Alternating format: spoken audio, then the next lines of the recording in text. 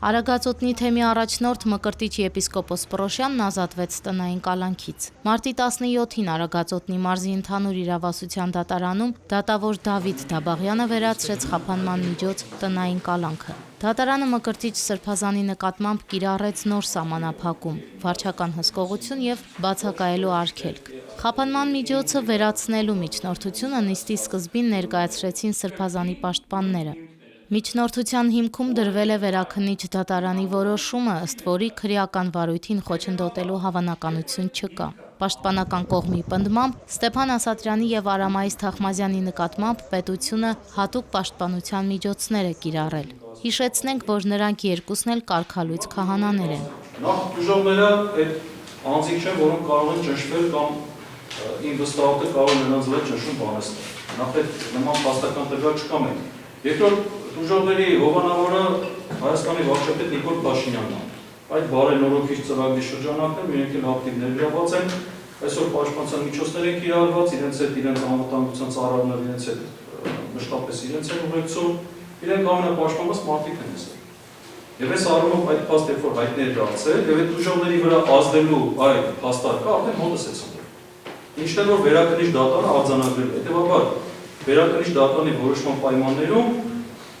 ակնհայտ է, որ այսօր խափանմիջոց կիրառելու հիմքերը բացակայում են, այնպես որ որևէ հակասություն չկա։ Մկրտիչ սրբազանը ձերբակալվել, ապա կալանավորվել է 2025 թվականի հոկտեմբերի 15-ին։ Իրավապահ մարմինները խուզարկել էին Արագածոտնի թեմի առաջնորդարանը, դիվանատունը, հոգևորականների տները, տասնյակ քահանաներ հարցաքննվել էին որպես վկա։ Նախորդ նիստում պաշտպանները միջնորդել էին քննչական կոմիտեից պահանջել եւ այս քրեական գործին որպես վերաբերելի ապացույցներ կցել քահանաների հարցաքննությունների արձանագրությունները։ Պաշտպանների խոսքով դրանք առանցքային ու վճռորոշ են։ Այս նիստին եւս նյութերը փաստաբանների սեղանին չհայտնվեցին, քննչական մարմինն ըստ էության չի կատարել դատարանի որոշումը։ Երբ որ այս գործը ավարտվեց եւ եկավ դատարան,